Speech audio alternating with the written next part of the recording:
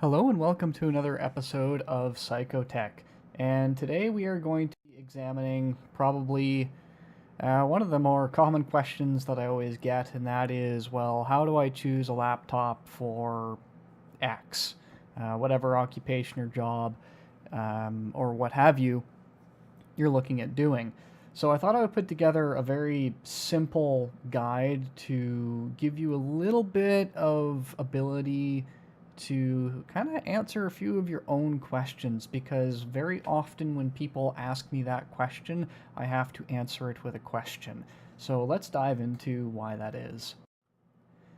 So the very first thing we need to address is that there are way too many factors for this to be a one-size-fits-all guide, or a be-all and end-all, as I like to say.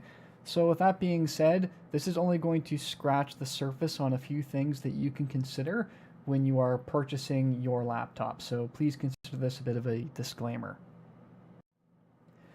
The very first question that I always have for people is to describe their use case. Now, their use case is what exactly they need to be able to do with that laptop. Do they need it to run a very specific program? Do they need it to run a very specific operating system? Does it need to fit into a certain size backpack? Must it have a specific I/O? In other words, does it need to have like an SD card? Does it need to have USB 3? Does it need to have Thunderbolt 3? Like what physical hardware do you actually need to have? Does there need to be a maximum weight? I've had a lovely commenter ask how much a laptop weighed in terms of pop cans, and I thought that was actually rather smart, because if you don't have access to the machine that you're looking at purchasing and you want to know how much it weighs, creating a weight analog either by using a thing of paper or a series of pop cans to get near that weight in your bag can actually be a very useful tool. So I wanted to pass that on. The other thing is, do not confuse use case with features. And this can be very tricky to explain since the two often overlap. But the most simplest way that I would encourage you to think of it is the use case is what you actually need to do with the computer. The features are what the computer has. So just take a moment to let that sink in, and how these two things are fundamentally different.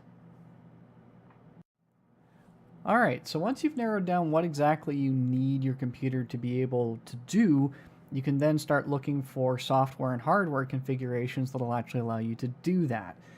So these are the questions that you need to consider. Is a powerful CPU going to be necessary? That's where a large amount of cost is going to go.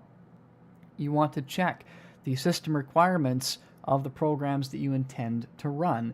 And you want to make sure that you're not reading just the minimum system requirements, but you're reading the recommended system requirements.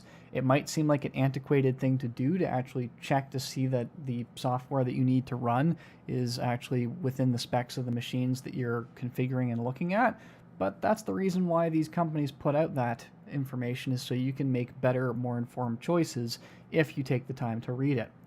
I'm going to recommend that you give yourself an extra 20% on top of the, I would say, recommended system requirements. And the only reason I suggest this is for longevity.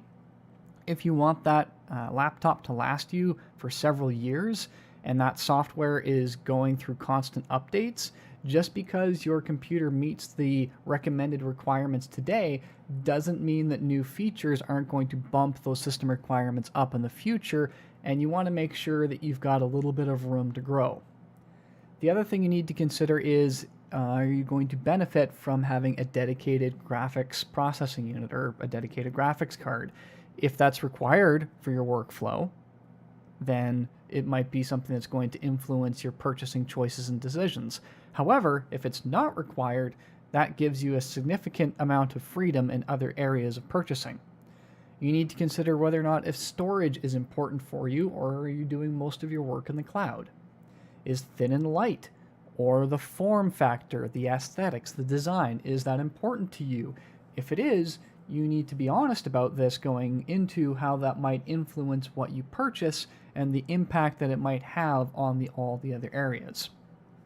And of course, battery life.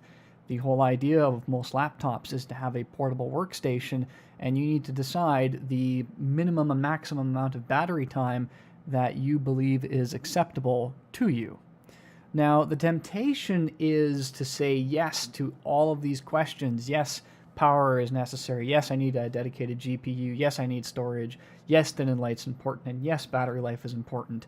But for those of you that are experienced in the computer industry, you will know that this is going to produce a certain problem. And let's look at that now. All right, let's talk balance. The first thing that we need to understand is that one computer is not necessarily going to do absolutely everything on the wish list without some concessions needing to be made. So let's go through a couple of these visually, and hopefully you'll understand what I mean. The first is that powerful parts require power. They require a significant amount of wattage to run the chips, spin your drives if you're not using solid state, to power your RAM. The more powerful your parts, the less battery life you're going to have available, since it requires more watt hours to run. Now, if you are willing to concede on certain parts not needing to be quite as powerful, you're going to have a longer battery life. It's science. Now, the major trend in the computing industry, and I've touched on this in another Psychotech, is that thin, light is very often expensive and is going to come with cooling issues. This is a reality. It's nothing inherently wrong with a very specific design. If you make something thin and you make it light, and it's going to eventually produce a cooling issue if it has any degree of power, and most people want power, thin, and light. Now, that's the Ultrabook category, and you need to be willing to make some concessions that there will be cooling issues, there will be thermal throttling. If you get something that is thicker, a little bit heavier, and probably cheaper, there's a high potential, but not a guarantee, that it's going to have better cooling. Now, picking on the thin and lights once again, they are often soldered all-in-one units that are very difficult, if not impossible, to actually service and upgrade. And for some people, the trade-offs that they're going to get from those machines is worth that. For others, not necessarily the case. However, your thicker and more upgrade-friendly laptops might have socketed CPUs, GPUs, RAM, hard drive bays, and all that stuff. It's going to be much easier to service and keep going in the long run, but you might not necessarily have the benefits of all of the other areas. So let's take a look at another visual. If we've got power and we've got portability, there's kind of a balance between the two. If you want something that's thin, it's going to be harder to cool, and there are going to be questions about the serviceability. However, if you want something that is very powerful, you're going to need more power to run it, and you're also going to have to accept a shorter battery life. And this is also a really good point to bring up now, and it's not one that people very often think of, is that due to airline regulations, laptop batteries essentially have an unofficial finite limit of 99 watt hours. It's going to be very rare, if at all, where you will see a laptop that has a greater battery capacity than this. So that means that manufacturers have to work within this restriction if you are to be allowed to travel with your laptop. And of course, one of the things that you should be able to do is travel with your laptop. Now, let me give you an example of a question that I get asked very, very often, and it's regards to whether or not I can recommend a person purchase the Surface Book 2. If we take a look at the list on the right and we do an analysis, an honest one, about what its capabilities are, this is what it would look like. It's powerful, but it's not the most powerful i7. It's running a 1050 GTX, which is not a very powerful graphics processor, but I get pretty good battery life with it. It's thin, it's light, and it's expensive, and it thermal throttles. Those are the trade-offs. There really isn't much to say. If I wanted something that didn't thermal throttle, I would need to go with either a less powerful chip, or I need to go with a machine that had a better cooling solution. Many people are aware that the Surface Book 15-inch does have a dedicated fan to cool the upper tablet portion. The 13-inch does not. However, in tests, both machines will eventually thermal throttle. And of course, it's soldered. There's really no potential whatsoever to upgrade or do any sort of preventative maintenance, which means that if you're not purchasing it with an extended warranty, you're kind of taking responsibility into your own hands on what that could cost you. So once you've decided what is the most important, you can start looking at laptops to meet these requirements that are based on your use case and the features that matter most to you. And you need to remember that the machine, if it has features that you're genuinely not going to use, then that's not really a good investment.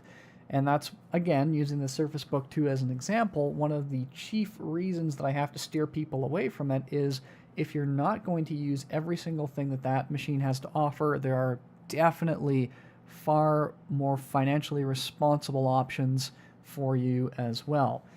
Now, some of you will have seen this in the mechanic community. It's called what's the IDF model, or the investment decision factor. And you need to understand that this applies to laptops as well. If something is cheap and good quality, don't expect it to be a high performer. If it's a high performer and it's cheap, don't necessarily expect the quality to be very good. If it's good and it's quick, don't expect it to be cheap. And probably most importantly, if you think you come across something that you believe to be all three, make sure that you're really doing your homework, because that is a very rare thing indeed. And in fact, some people would argue that it is not really something that can happen at all. All right, ladies and gentlemen, thank you very much for watching another episode of Psychotech. Hopefully you've enjoyed this sort of content. And if so, I would highly encourage that you hit that thumbs up button, leave any comments in the comment section down below, or hit me up on Twitter if you have suggestions, encouragements, or ideas for other episodes of Psychotech. And of course, you can also ask any questions that you have over on Curious Cat, and those answers are posted to my Twitter feed as well. And I shall see you next time.